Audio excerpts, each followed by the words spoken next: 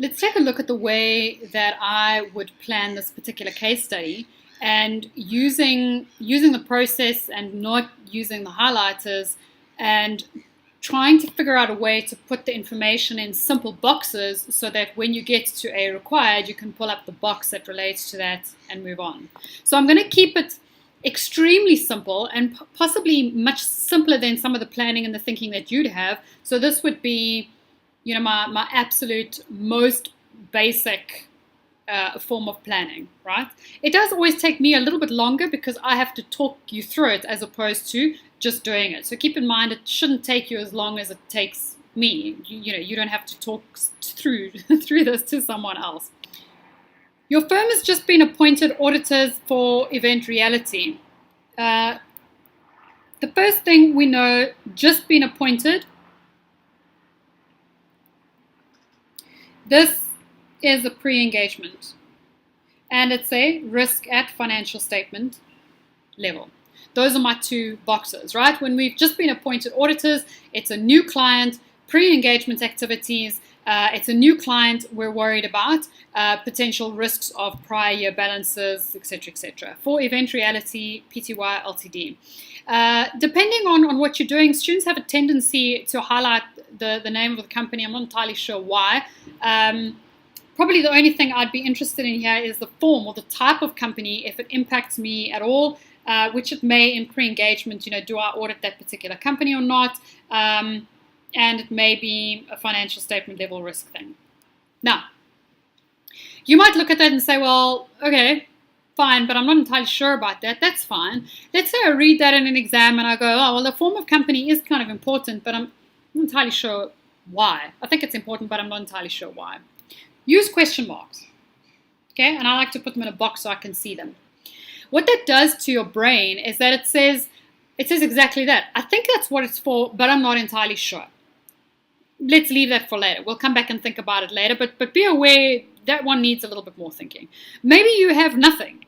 Maybe you've got nothing. You're just kind of going, yeah, somewhere along the line, I remember Yvonne saying something about the fact that types of companies were important to us or whatever. Heaven only knows why. I don't know.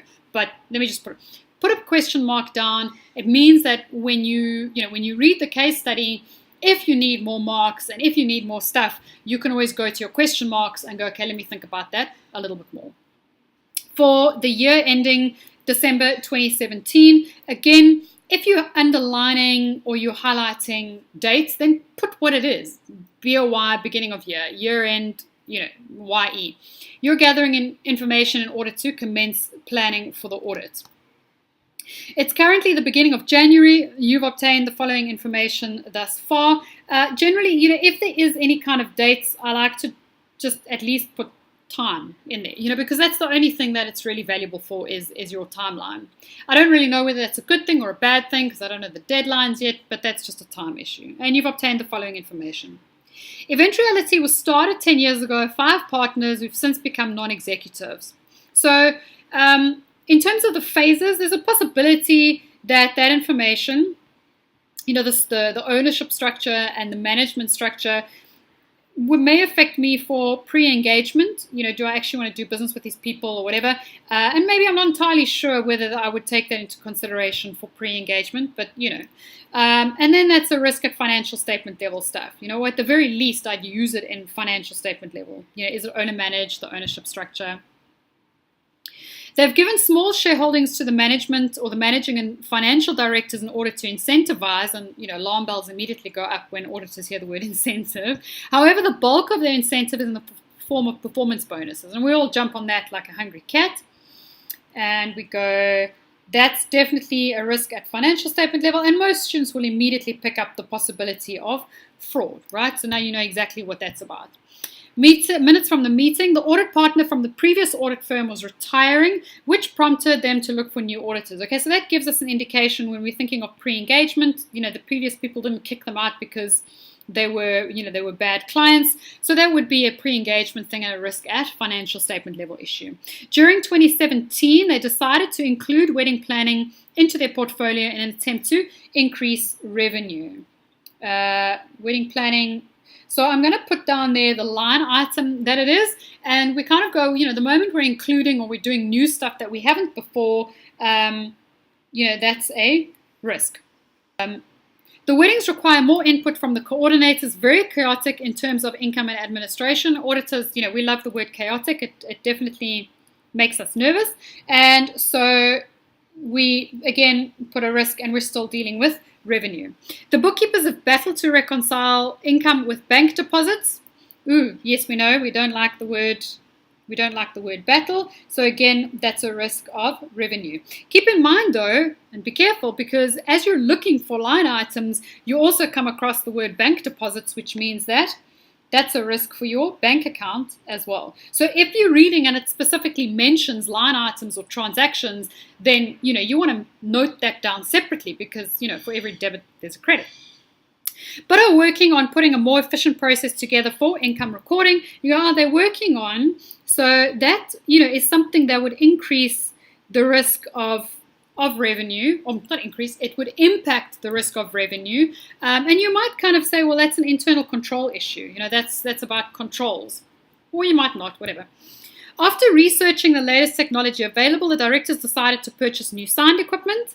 So new signed equipment, that's now equipment, and that's our risk. They were able to obtain the equipment from a supplier in Japan. Oh, it's foreign, we like that. And that's also a risk, and a lot of people will immediately go, oh, that's a forex risk. May not.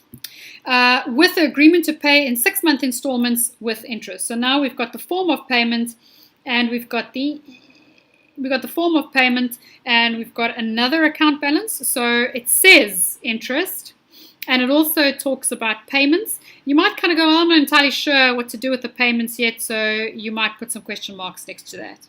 Like, is it a risk or not, or are they just giving me that information? I don't really know. Instead of selling their existing equipment, they decided to rent it out. Transaction, right? It's a separate transaction, and so that might be a risk for us, but I'm not entirely sure what it is, but it's a transaction. So we want to know what that is, right? Question mark. Don't know exactly what it is, but it's a transaction I want to keep in mind. They requested, or Peter requested, the audit to be completed by the end of January. So that's our deadline.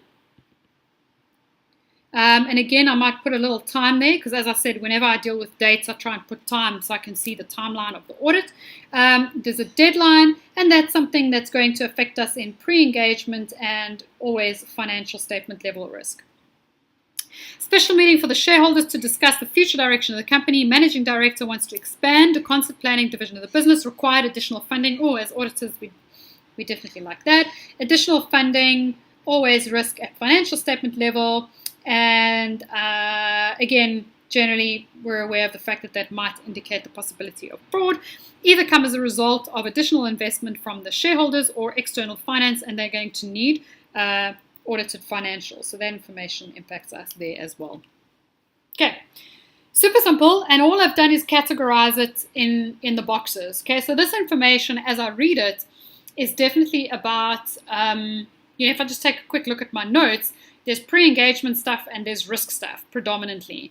I'm not really seeing a lot of control stuff, nothing, there's only really one little sentence in there that had to do with control. So mentally I'm going, well, I didn't really see them talk very much about what they have and haven't done. So it doesn't seem that there's a control thing or whatever. That's fine. Chances are you're nearing the end of your reading time, and that's quite fine. If you are at the end of the reading time, not a problem, move straight to question 1. You've put them in boxes. Now question 1, opens the first box and says, discuss the issues that would affect you for pre-engagement, or discuss, pre-engagement activities, whatever the case is. Now you go straight to your boxes, okay? So you look all the items that have pre-engagement next to it, even the ones with a question mark, because you haven't given it entire thought yet. All the pre-engagement issues, go and highlight them. Go and look for them, okay? And you can see that there are 1, 2, 3, 4, right? So let's say the pre-engagement question, let's say it's a 3-mark question. You've got 4 points, so you go, oh, okay, that's great, not a problem. I've got 4 points. Do you need to do any more reading? No, you don't. You can go straight to those ones that you've highlighted and you can get the answers for them, get the solutions for them down on the page as fast as possible. If you're still not sure, the ones with a question mark, do those last. Do the ones that have no question marks first, so that you don't have to do any more thinking than you've already done. Go and get those answers down. Then come back to the ones with the question marks. If, for example, the pre-engagement question was for 8 marks and you only have 4 items, get the 4 down first. Now you've got 4 down on your page. Then you can decide whether or not you're going to go hunt for more, or whether or not you're going to leave it and move on to the next question. Okay, so depending on how much time you've got left for the question, you can now go, well, I've got 4 down on my page. It's an 8-mark question. Do I want to go and sift through the rest of the information and see whether I missed something, or do I want to move on to the next question? Totally depends on the amount of time that you have left. Okay. For this reason, when I plan stuff, I have a tendency to number it. So, when I'm reading it the first time in my planning phase, I'll kind of write pre-engagement and I'll put a little number next to it. 1, pre-engagement, 2, 3, as I'm writing it down, because that means that by the time I've planned it, I already know exactly how many pre-engagement items I have, exactly how many risk at financial statement level questions that I have. Let's say I get to another question, or I get to another required that's got a bunch of question marks next to it. Now's the time that I can do the thinking about whether or not I need to really identify what the hell those question marks were about. But maybe there's no questions that need that. Maybe the question ignores that particular sentence entirely and it's got nothing to do with it. Or maybe I don't need to think about those question marks in order to get all the marks that I need. Maybe my risks that I was happy with are enough to get me my marks. Don't waste your time.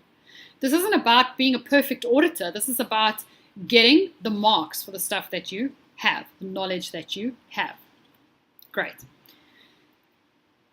If you're thinking in the case study, when you're reading, if you are a happy auditor and you are comfortable with knowledge, there is nothing stopping you. In fact, I would encourage you, but only if you're comfortable with it, to add assertions to your planning. So if you read it and you go, well, for example, they're including wedding planning into their portfolio in an attempt to increase revenue. If you're worried about that, if you can identify quickly, you might say, okay, I'd be worried about the accuracy and maybe the occurrence when you're planning it the first time. And again, you might put a question mark there if you're not entirely sure. I don't know. If for some of them you can put assertions and others of them you can't, then that's fine. But again, you can see you're just continually categorizing information as you go. Don't waste your time trying to ferret out and imagine, assertions if you're not entirely comfortable with them. Then leave that out.